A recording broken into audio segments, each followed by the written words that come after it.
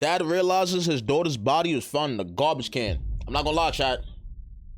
If I was to ever, God forbid, find my daughter in a fucking body in a trash bag, bro, nigga, I'm painting the fucking city red. No cap. I'm painting the city red, bro. Who's with me, my nigga? Nah, real shit. That us. Whoa. Yeah. Gun? There's all sorts of blood in here. She's in there.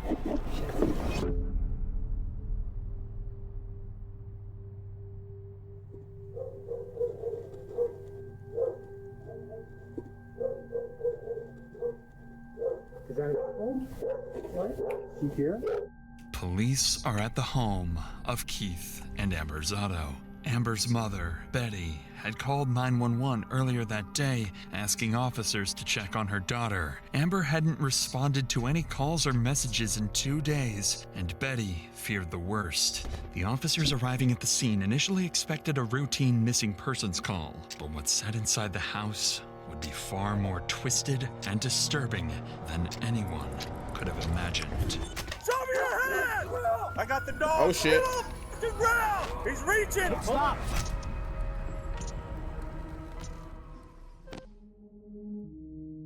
When police first arrive at the Zotto home, they Fuck encounter the shit at the something bottom of my screen. strange. Only Keith and Amber's children answer the door, claiming their parents are gone and they don't know when they'll be back. This alarms the officers, so they decide to call Betty, the person who originally dialed 911, hoping she can shed some light on the situation. But what Betty reveals to officers would quickly transform this simple welfare check into one of the town's most disturbing mysteries yet. Hello? Betty, it's Officer Crowley, Aurora Police Department. I'm at the Milan Circle address. I'm talking to the kids. What's your relation to this family, just so I know? I'm their grandma. She didn't take her truck because you can see it in the driveway. Yeah, I was wondering about that. Her phone, the bank card is still in the house. Yeah. Betty, how many times do you think she's done that? Well, she's come over to my house. Oh, 3-4 times this year. All right. But it's on. Nah, I'm gonna keep it a buck. Not to even say it like this, bro. I had a sister, like my sister, she went missing for a couple. Thank God we found her, bro. But like she wasn't calling us nothing, my nigga. It got to the point where we had to get the fucking officers involved, bro. Real shit, cause she's all the way in Texas and I'm in the Bronx. You know what I mean? So it was kind of scary, bro. Although me and her don't have like the best relationship, that's still my sister at the end of the day. And when my mom, and I remember I had company and my mother was like, yo, like, no, I had company and it was like 2 a.m. or some shit like that. And I went to the living room to try to get a bottle of water. And my mother was just sitting down. I'm like, Mom, you good? She like, nah, like, I'm trying to call your sister, but she's not answering me. Like, she don't usually do this. Like, this don't happen. Like, she don't do this. Like, apparently, like, she had her car was in front of her apartment, all type of shit. Like, it was so real. My sister's friend called my mom, was like, yo, have you heard from her? Like, we ain't hear from her in mad long. She don't do this. This is not what she do. You feel me? Shit, scared the shit out of me, bro. This is kind of like reminding me of that. Always been for a day. So what I'd like to do is start where we always start, and that's the last place she was seen. I don't want to ask these kids for permission to go in the house, so I may have to call your son-in-law, talk to him on the phone, and see if he'll give me permission to go inside. Betty would mention that she had been to the house earlier that day and noticed a few strange details. Amber's car was still in the driveway of the home, and her phone was left inside the house, as well as all of her credit cards and important documents. These minute details would prove to be much more important later on. Shortly after this call, Betty and her husband Ronald arrived at their daughter's home to meet with the police. It's here where Betty would reveal what she believed really happened to her daughter. Hey, I'm Officer Crowley. Thanks for coming out. So I called him, but I left him a message. He didn't pick the phone up. So I can't just go inside without a warrant. I either need a warrant or his permission to go inside the house. And that's not your residence, and Yeah. I can't ask you for permission. Obviously, the kids are too young for me to ask for permission. So just want to do it the right way before anything else, if that makes sense. Yep. When's the last time that you saw your daughter? Saturday afternoon when I came to pick up the kids. They spent the night with me Saturday. Was there any problems at that point, or was it No. just pick the kids up? The kids are going to stay at her house for the weekend. Everything was fine. She said, I hope you feel better. We'll see you tomorrow. Okay. It's pretty. Had there been any drinking at that point here? No, heck no, they No? drink in the evenings. Okay. Yeah. And then no sign that there had been any argument or anything No. like that. No. Okay. As you can see, I don't want you to that's think all that I right. jumped any conclusions, but I'm just trying to put like a kind of a piece of timeline and kind of behavior as well too. According to Betty, the family typically had dinner together on the weekends, and although Keith and Amber occasionally argued, things never turned physical. Okay. At least, not to her knowledge. But with no parents home, officers still couldn't legally enter the residence, so they continued speaking with Betty, hoping she'd reveal something that could explain Amber's sudden disappearance. Betty explained that Amber was highly active in the community, volunteering at her children's elementary school as the treasurer of the parent organization, and everyone around town knew her as a family-first mother, spending most of her time with her children. That's why Amber's disappearance was so puzzling. It simply wasn't like her to spontaneously leave her kids alone. But this confusion would only heighten when Betty showed officers something that made the case even more unsettling. A note suggesting Amber might have harmed herself. The note is what concerned Do you mind us. if I read that? I don't have a problem. Who the fuck she found that shit at? Or is this- Yes, I made a copy. I don't know. This is the original. Okay. Now the nigga want to join, you bitch ass Just in my nigga. report, I'm gonna have to take the original for evidence for Oh. property at some point. It's good. Okay. But I'm gonna sit and read this in the meantime. The note Betty What had it says? discovered earlier read in part, I haven't been the best wife. I deserve everything.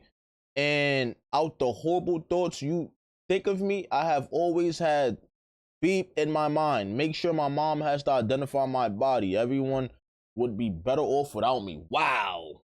I haven't been the best wife. I deserve everything and all the horrible thoughts. Oh, wow, I you think coulda of let me. her read it. I have What the always fuck? had that in my mind. Make sure my mom has to identify my body. Everyone Oh, the pen, would be nice. better off without me.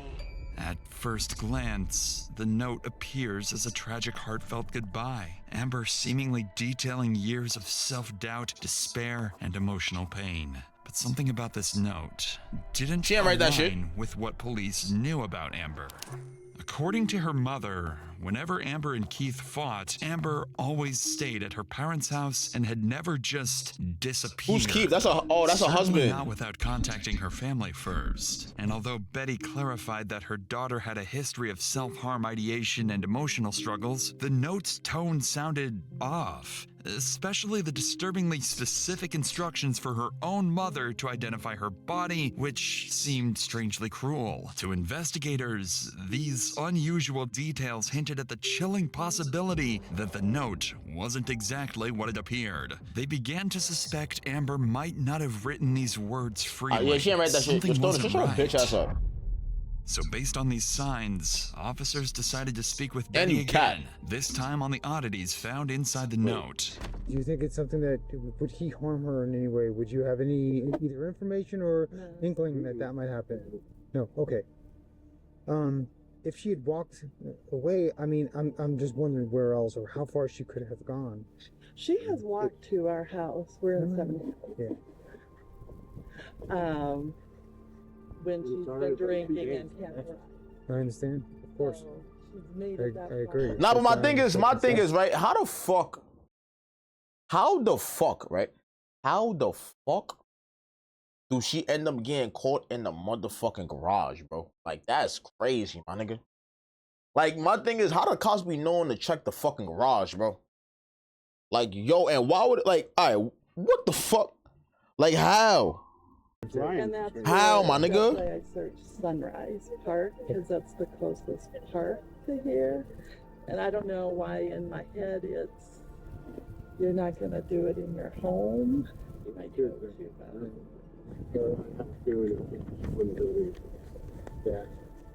Betty would also find the note strange, but doesn't think Keith would have anything to do with Amber's disappearance. At this point, nothing makes sense. So, without any further clues, officers decide to move to the next step in their investigation, searching the property. As As we know, How without the fuck they got a homeowner's 38? permission, officers still can't go inside the house without a proper search warrant. Fortunately, by using the kids, they were able to get on the phone with Amber's husband, Keith, hoping to get the permission they needed. Dad? Like, bro, what? Right there, my nigga? Is this Keith? Yes, this is Keith. Keith, this is Officer Crowley with the Aurora Police. How are you? I'm alright, boss. How are you? I'd like to go over a couple series of events and then ask you for permission if I could go inside your house. And where we start searches is the last place she was seen, and that would be your house. But I don't have a warrant, and I'm asking you for permission to go inside your house too. Go ahead, man.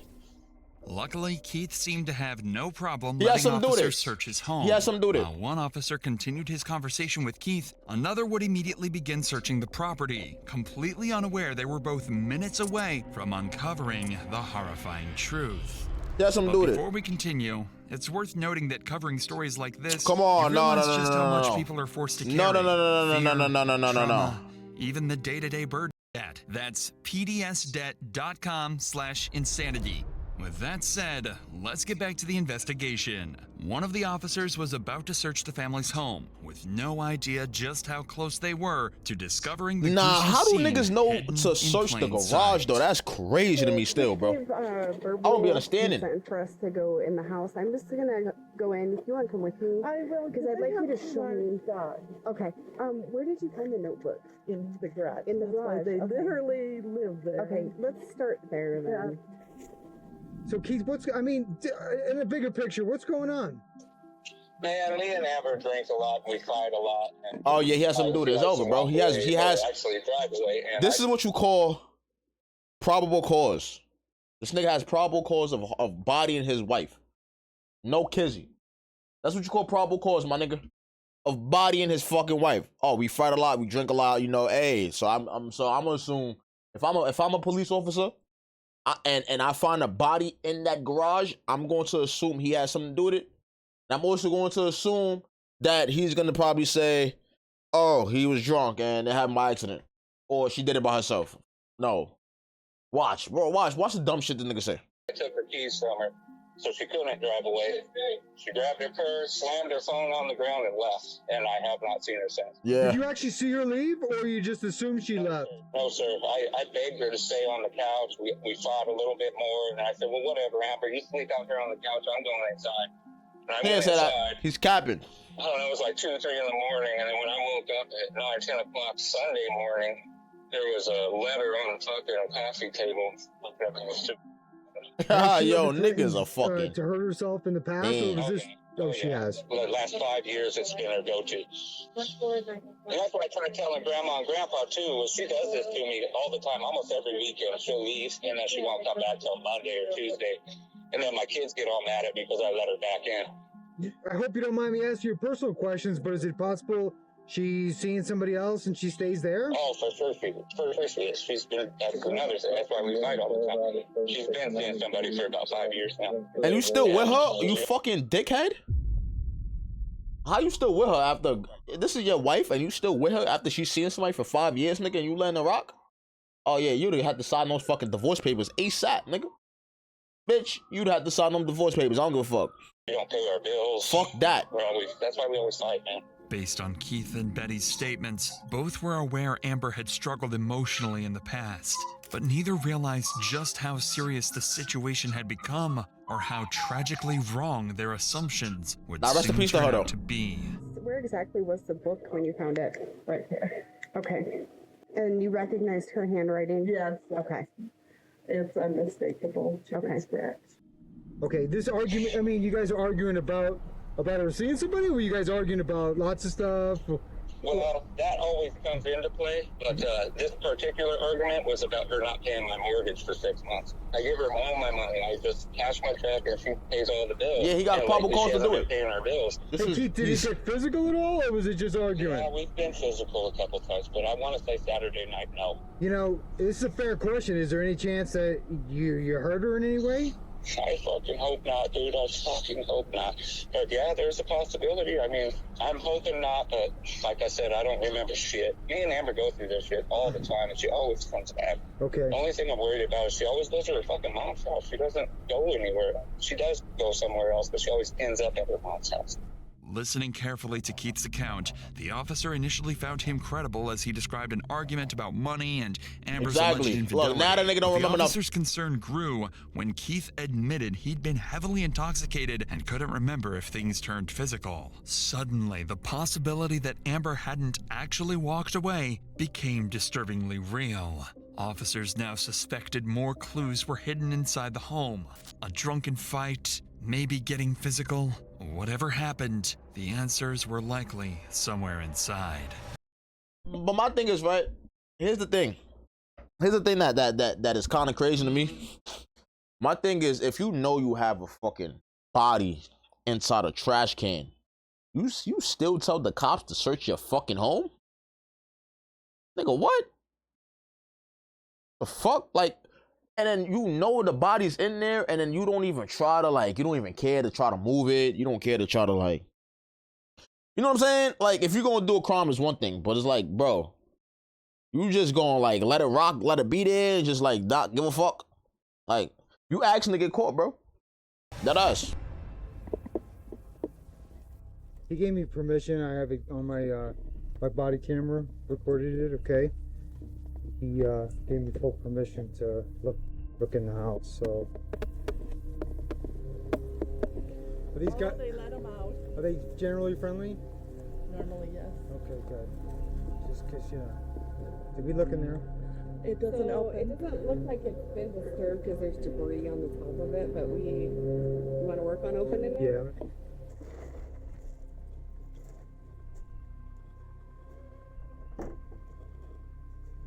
Gloves. Be able to see. As officers continued their search, their body language indicated something was off. Careful not to alarm the family, neither officers openly acknowledged it yet, but they both recognized the unmistakable stench hanging in the air, the odor of decay. Smell At this of death. point, the only thing they were looking for was the source of that disturbing smell.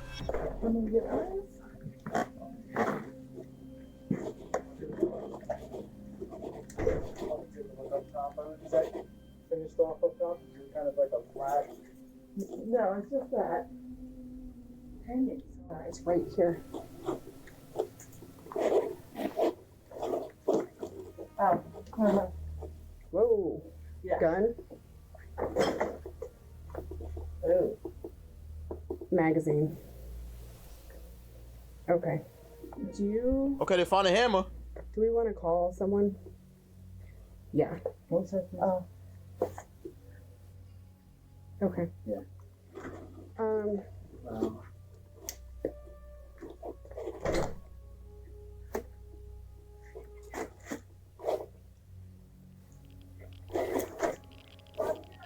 We'll have you stay inside, please. One second.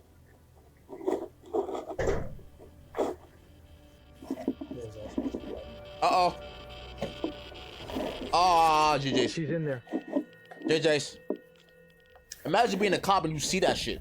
Inside the trash can in Fuck. the garage was a gun, and underneath that was Amber's decaying body Damn. with a gunshot wound to the head, Damn. discarded with the rest of the garbage. This was now a crime scene, and police immediately began to suspect that this was far from self-inflicted. Yeah. But when I searched the house, my fear was, something funky. I looked in that trash bin. Okay. There was nothing in it. Well, when was that? When did? I was here about 9 a.m. Okay. So, wait, what? There was not. I would have noticed that. So this is recently? The top was the carpets, and because of the smell, I literally I'm just too gonna many stay here. forensic files. It was Is she not- laughing? Somebody's been here, Okay. and the kids were sleeping, and they are unaware of being here. Okay. But so somebody Okay. did that. Okay. Ready?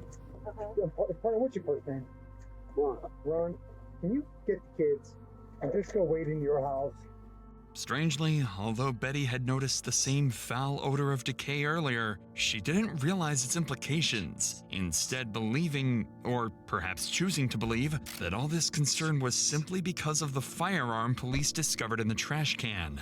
Betty didn't know it yet, but her statement would soon cast serious suspicion on her, making detectives question whether she herself had played a role in Amber's death. That's what I'm saying. For now, No, that's what I'm though, saying, because you keep laughing. Like, yo, man.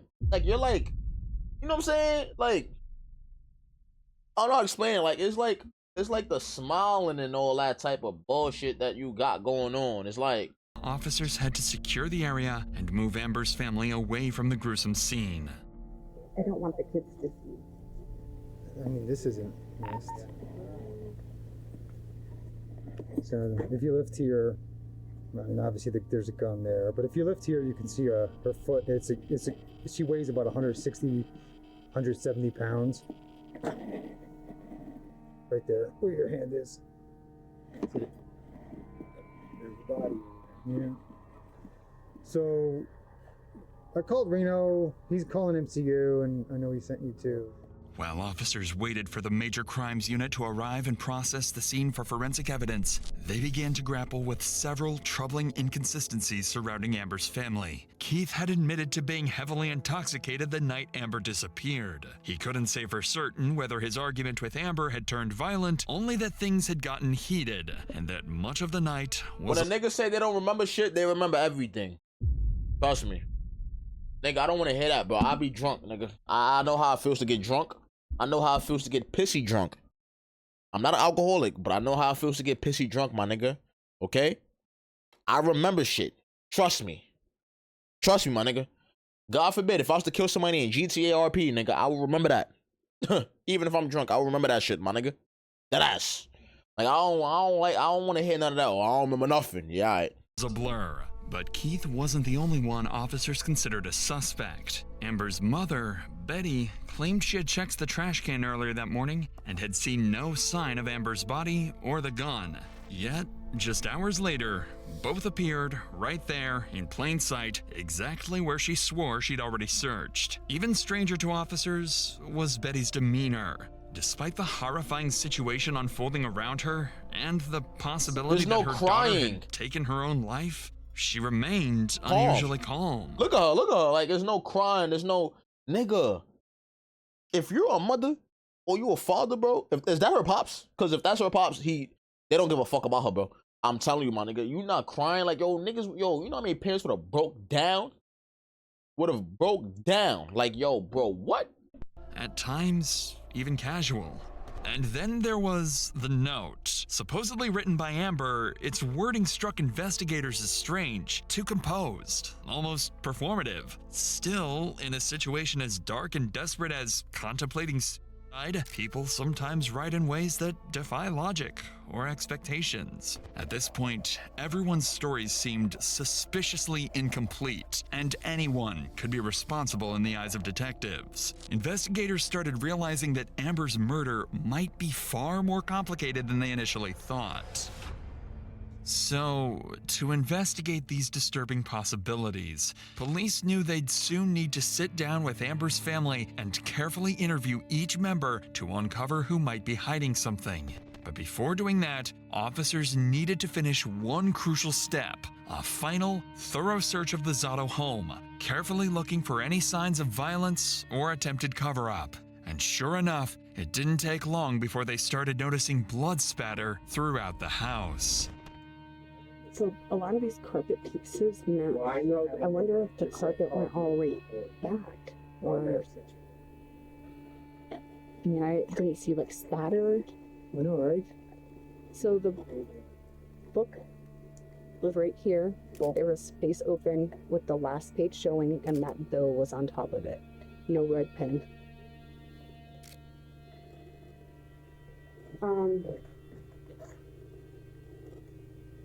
Get blood on the light switch.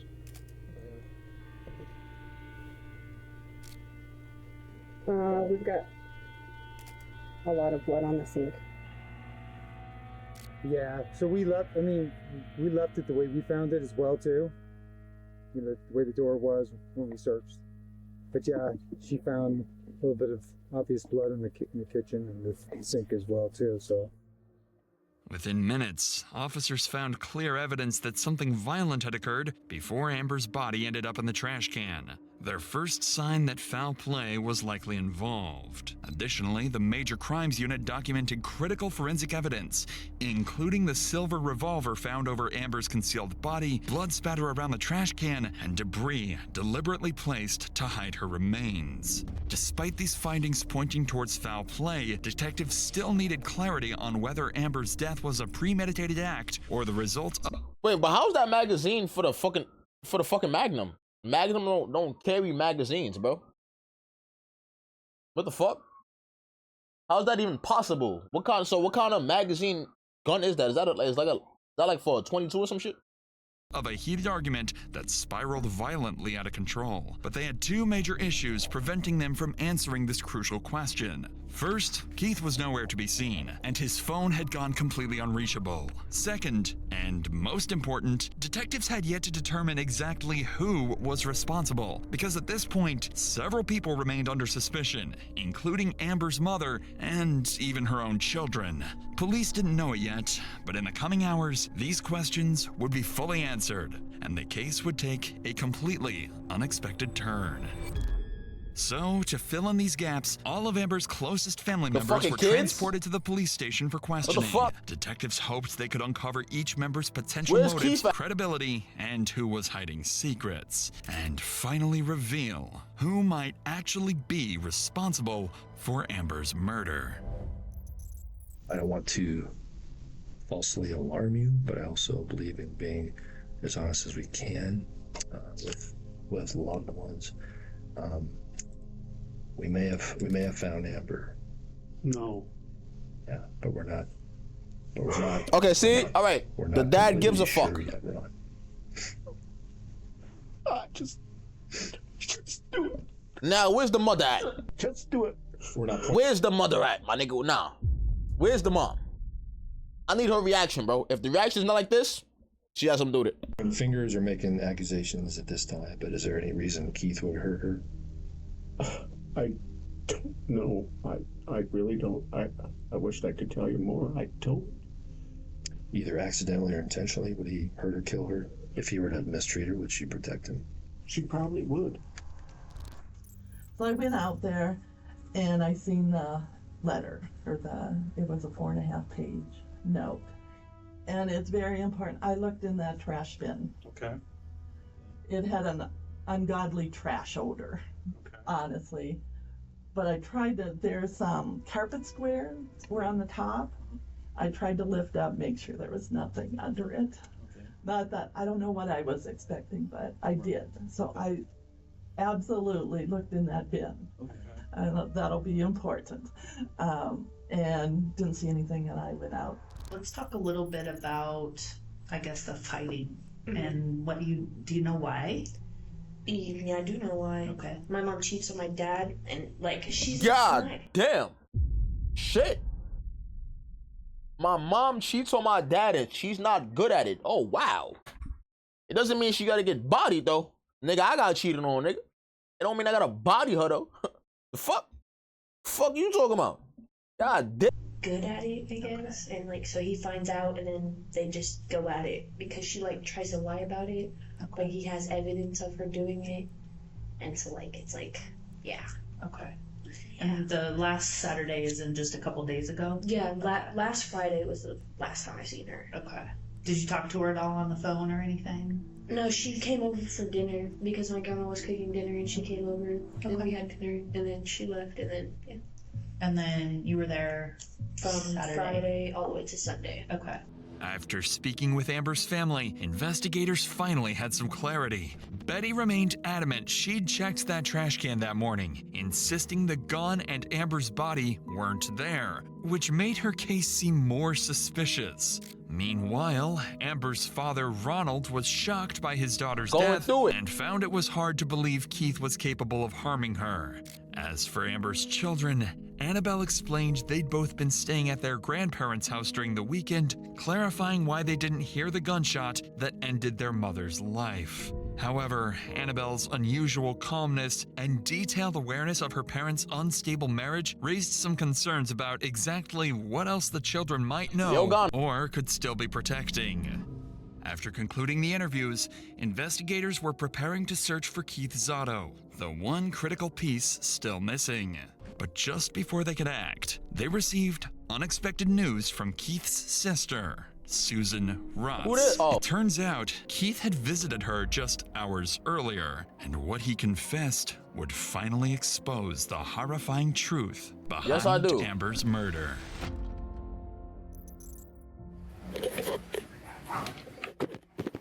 I saw my brother park up there, and so I got the dogs out. And I didn't know the front door was open. Yep, he did it. He had something to do with it.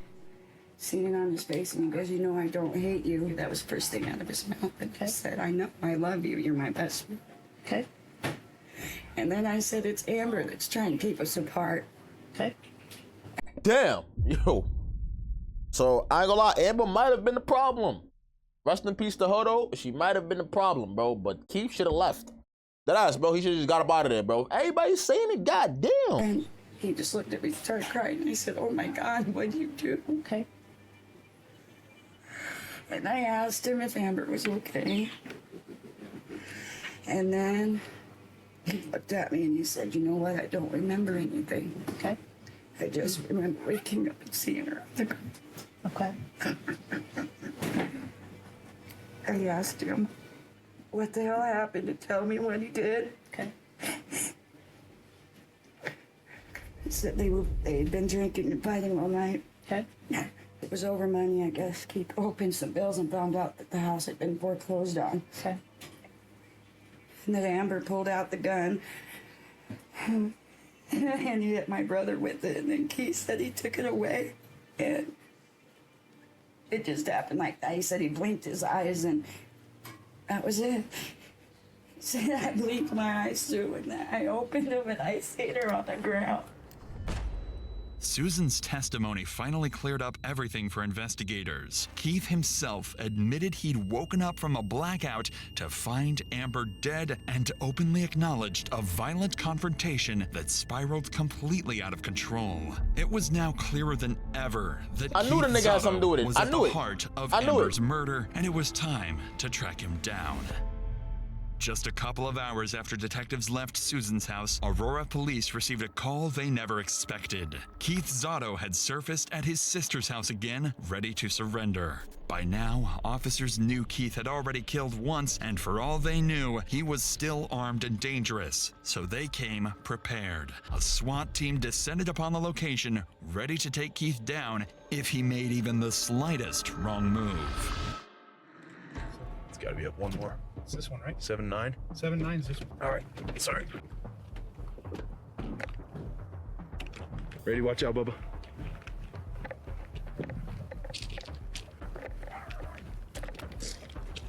Show me your hands! Front door. Ah, yeah, Man, come JJ's. to me. I see him. I see him. Come to me. JJ's. Point to me. Come to me. I got a guy out. Hands up. Everybody hands up, please. Very good. Walk to my voice. Go hands on. Stop. Just you.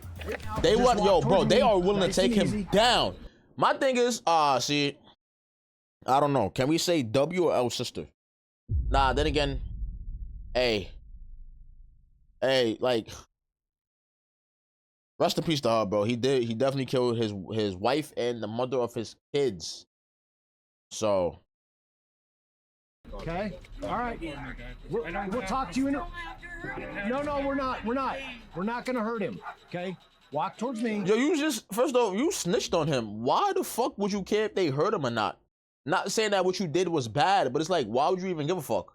Like, you snitched on him. You know he's gonna go down for life, right? Like, he's done. You're not gonna see him for a long time. Why do you care if they hurt him? You hugging him, all type of shit. What the fuck? All right, I got him. You got him.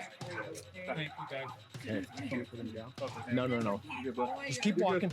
Walk towards this guy. Very good. You good, man. Very good. Like, yeah, y'all don't need to be aggressive. Just give me, yo, bro. Come on, my nigga. You got my son right here with a motherfucking M16 head glitch in the fucking car. This nigga's wildin'. Who are you aiming at? At this point, why? Are you aiming at them? Cause what are you doing? Just put the gun down, bro. The niggas right there. You think niggas is gonna come out the car and start guns blazing? This is not fucking. Come on, bro. It's not Call of Duty. Good try right there, man. Yes, sir. Long guns. Yeah, feel free to go ahead and make here. Hold on. It all looks normal. Bro, if you just want to hold it, I'll be back with you.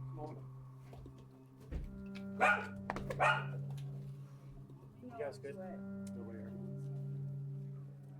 Is that your mom, and who else is the other lady? Gotcha. Okay, man. Very good. We appreciate you coming out, bud. Say we ain't We'll explain it all sleeping to you, 6 okay? months. God damn. Okay, buddy. Okay. 6 months is crazy. There you go. Remember, my Finally, after hours of uncertainty, Keith Zotto surrendered to Aurora police without incident. He was immediately taken into custody and formally processed for the murder of his wife, Amber. Keith would go on to admit to killing Amber late Saturday night, claiming his gun accidentally went off during a drunken argument over money and infidelity. Though he insisted he couldn't remember placing her body in the trash or concealing the crime, Keith accepted responsibility for her death. However, Betty's earlier statement surrounding the infamous trash can remained unclear, and investigators were never able to determine why she didn't see the gun or Amber's body that morning. Y'all know. In May of 2021, Keith Zotto was found guilty of first-degree murder and sentenced to life imprisonment without the possibility of parole. What I say, I don't know why the sister try to like, yo, bro. Huh. Damn, JJ's. Hey, JJ's. Hey, that's what happens, I guess, right? That's what happens. You should have kept it a buck from the jump, my nigga. No funny shit. If you do a crime, you can't tell nobody. Respectfully. Now, I don't condone it. You feel me? Especially not when it comes to people that don't deserve it. You feel me? A couple people will say she deserved it. I will always say she did it. I will always say somebody that cheats never deserves to get killed. You feel what I'm saying? Just leave. Just leave, bro. Or if you like it, or if you can handle it, stay and try to work it out. But once a cheater, always a cheater, bro. Like, real shit. Like, especially, like, when it comes to, like, you guys fighting and you guys, like, drunk at that. When you drunk, my nigga, you're not supposed to be fighting. You're supposed to be having a good time. Fucking. Having sex. Loving each other, bro. You feel me? Vibing. I was never the type of nigga to get drunk and want to fight somebody I like. No kizzy. I ain't gonna lie, bro. Honestly, I'm gonna be real. And fist fight? Fuck no. I don't even know how people could do it. I don't know how people could get drunk and start fist fighting. I never understood that. Nigga, when I get drunk, nigga, I be vibing. Everything is entertaining to me. Everything is funny. Everything is calm. Everything feels nice. I feel nice. I feel good. You know what I'm saying? I feel happy. Niggas be out here punching feet. Yo, what the fuck? Yo, I hope that drug never reaches me. That ass.